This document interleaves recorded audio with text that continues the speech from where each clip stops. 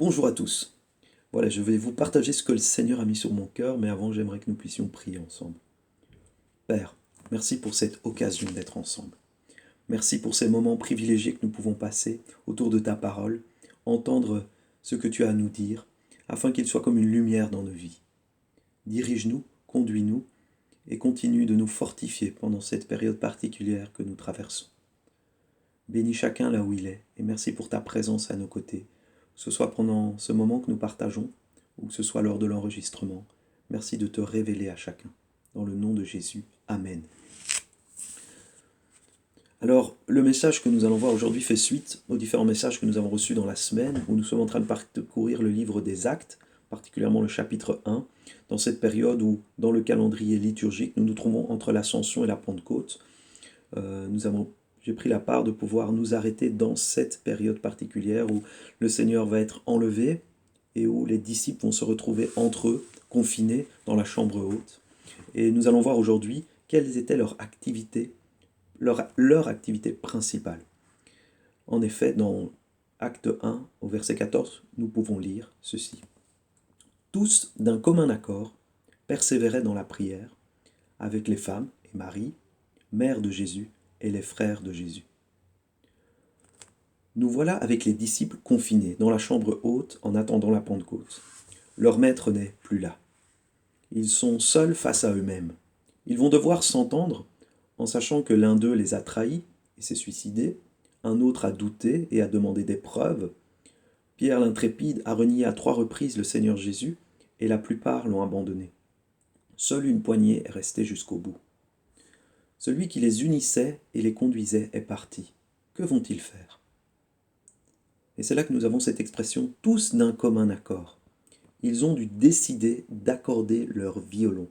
En effet, le terme d'un commun accord vient du grec « homotoumadon » et est composé de « homos » qui signifie « ensemble » et « toumos » « souffle », d'un même souffle. Même si le terme n'a pas de notation musicale, une image est celle des musiciens qui s'accordent avant un concert. Il s'agit d'être en harmonie.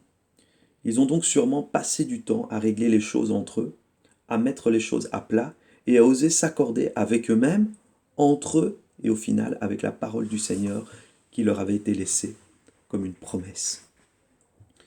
Premièrement, s'accorder avec Dieu. En effet, nous l'avons vu cette semaine, les apôtres étaient dans une période de transition où ils étaient livrés à eux-mêmes avec comme seul repère et espoir les paroles du Seigneur lui-même. Dans cette période de transition actuelle, jusqu'où la parole du Seigneur est mon repère et mon espoir? Est-ce que je suis en paix avec lui? Et est-ce que ma vie est en accord avec sa parole?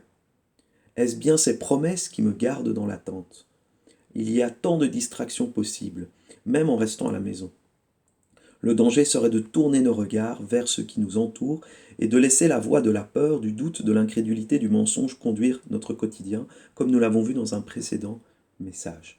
L'Écriture nous rappellera dans Romains chapitre 8, les versets 35 à 39 que j'aimerais lire avec vous. Je vous invite donc à prendre votre Bible pour lire donc dans Romains chapitre 8, les versets 35 à 39.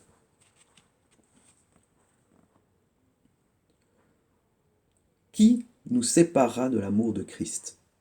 Sera-ce la tribulation, ou l'angoisse, ou la persécution, ou la faim, ou la nudité, ou le péril, ou l'épée? Selon qu'il est écrit, c'est à cause de toi qu'on nous met à mort tout le jour, qu'on nous regarde comme des brebis destinées à la boucherie. Mais dans toutes ces choses, nous sommes plus que vainqueurs par celui qui nous a aimés. Car j'ai l'assurance que ni la mort, ni la vie, ni les anges, ni les dominations, ni les choses présentes, ni les choses à venir, ni les puissances, ni la hauteur, ni la profondeur, ni aucune autre créature ne pourra nous séparer de l'amour de Dieu manifesté en Jésus-Christ notre Seigneur. Amen. Si rien ne peut nous éloigner, Satan, par ses paroles, va tenter de nous distraire ou de nous aveugler, mais fondamentalement, il ne peut rien, sauf si moi je l'écoute et je le laisse faire. Le premier enjeu est donc l'harmonie avec Dieu.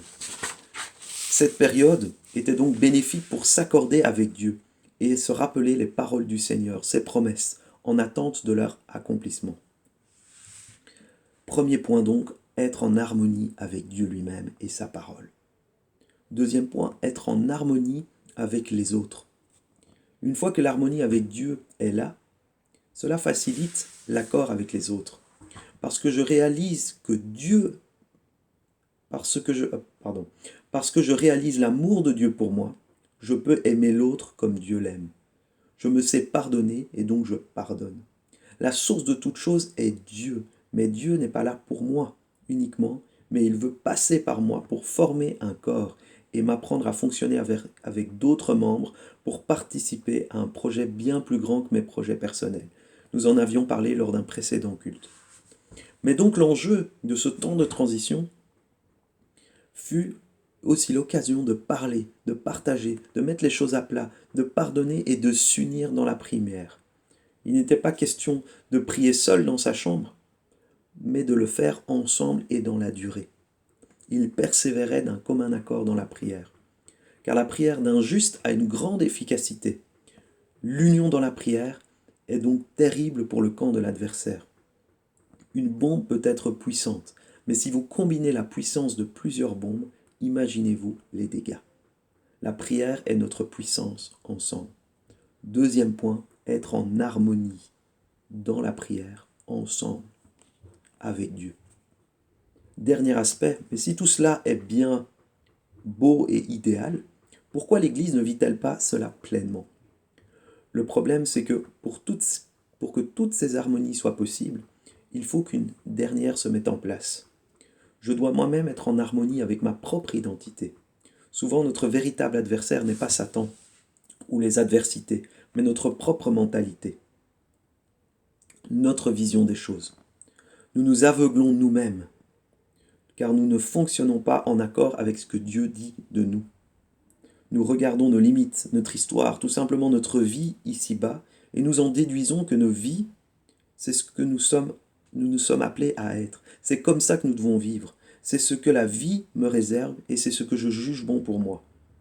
Je ne veux pas plus. Je suis déjà content de cette vie que j'ai comme elle est. Nous nous limitons nous-mêmes par notre propre réflexion. Nous faisons les choses à partir de ce que nous jugeons bon plutôt que de revenir à ce que Dieu a dit sur nous. Alors je vais m'arrêter là pour cette réflexion sur nous-mêmes parce que nous allons continuer d'y réfléchir pendant cette semaine sur comment être en harmonie avec nous-mêmes afin au final que grâce à l'harmonie que je vis avec Dieu, je puisse être pleinement aussi en harmonie avec les autres.